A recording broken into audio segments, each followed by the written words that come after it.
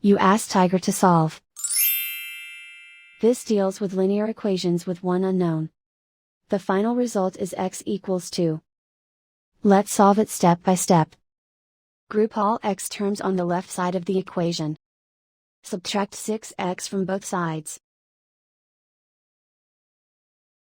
Group like terms. Simplify the arithmetic. Group like terms. Simplify the arithmetic. Group all constants on the right side of the equation. Subtract 3 from both sides. Simplify the arithmetic.